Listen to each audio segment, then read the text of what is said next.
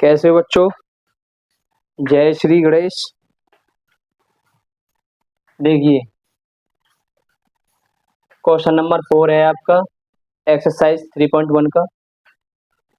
इसमें क्या पूछ रहा है, ये कौन कौन से युग्म, अभी बहुत सारे युग्म दे रखे थे, इसमें से मैंने दूसरा कॉपी किया है, पहला करा दिया है। कौन कौन से युग्म संगत हैं या असंगत? यदि संगत हैं तो उन्हें ग्राफीय विधि से हल कीजिएगा। ठीक है, तो इसको करना शुरू करते हैं।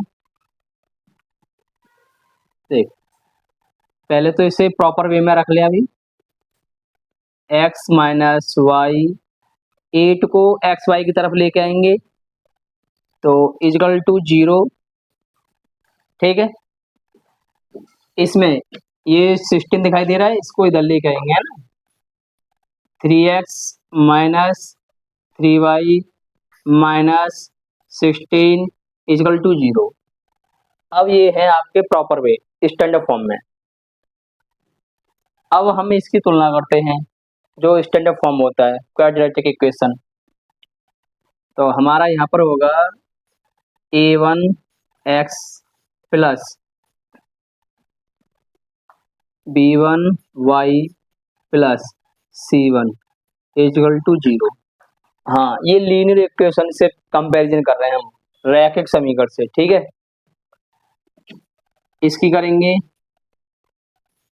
a2x plus b2y plus c2 is equal to 0।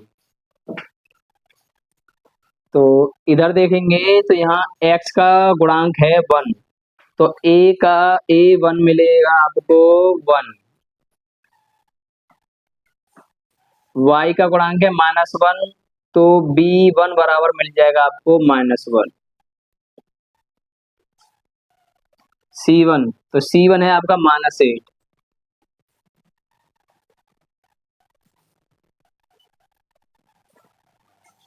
यहाँ पर देखेंगे दूसरे वाले समीकरण में, तो यहाँ x का गुणांक है 3, तो इसका मतलब a2 बराबर मिल जाएगा आपको 3।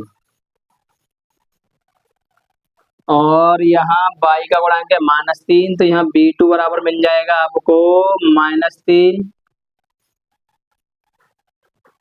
और c2 बराबर मिल जाएगा -16। ठीक है, अब हमारे पास क्या होता है, 3 अनुपात होते हैं, a1/a2, b1/b2 और c1/c2। अब हम क्या करेंगे, उनको लिखेंगे a1/a2। तो a1 दे रखा है आपका 1, a2 दे रखा है आपका 3। अब लिखेंगे b1/b2। तो यहाँ देखेंगे b1 दे रखा है आपका -1 और b2 दे रखा है आपका -3। माइनस से माइनस कैंसिल हो जाता है, ये आ जाएगा फिर 1/3। तो आपको a1/a2 और b1/b2 तो सेम हो गए। अब चेकआउट करते हैं c1/c2। तो c1 है आपका -8 और c2 है आपका -16। ठीक है बच्चों, माइनस से माइनस कैंसिल हो जाएगा, 8 एकम 8 और 8 दूनी 16 हो जाएगा। तो इसका आंसर आएगा 1/2। ठीक है, तो हम क्या देख पा रहे हैं, हम देख पा रहे हैं a1/a2 और b1/b2 आपस में बराबर हैं। ठीक है, मगर इजकल टू नॉट c1/c2, ये आपस में बराबर नहीं है। तो इस तरीके का अगर आपका फॉर्म आता है, रूप आता है, तो आपको क्या करने का है, तो इसे आप देख करके समझना है कि पहले नंबर तो ये दोनों समीकरण जो हैं, इससे बनने वाली रेखाएं वो आपस में कैसी होंगी, समांतर होंगी। कैसी होंगी, समांतर। तो आप लिखोगे रेखाएं समांतर होती हैं। ठीक है ना। तो अगर हमारा अनुपात इस फॉर्म में आता है, अगर हमारा अनुपात दोनों समीकरणों को हल करके अगर हमारा अनुपात इस फॉर्म में आता है तो रेखाएं हमारी समांतर होती हैं। जब रेखाएं हमारी समांतर होती हैं, देखिए दिखा देते हैं रेखाएं समांतर।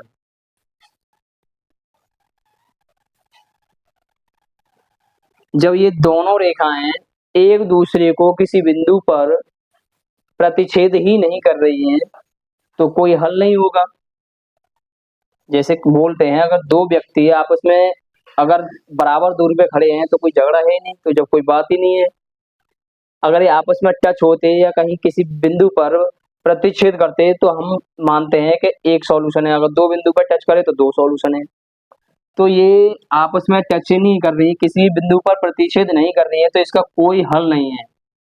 जब इसका कोई हल नहीं है, रेखाएं समांतर होती हैं, तो आपको बता दें जिन समीकरण से ये पता चल जाए कि रेखाएं समांतर होती हैं तो उन समीकरण का कोई हल नहीं होता है। ठीक है ना। इनका कोई हल नहीं है। चलना भाई देखना, इनका कोई हल नहीं है। तो इनका जब कोई हल नहीं है तो मैं इस ग्राफी विधि से हल करूंगा क्या। ठीक है ना। तो ये आगे नहीं होगा, यहाँ तक ही होगा। ठीक है, धन्यवाद।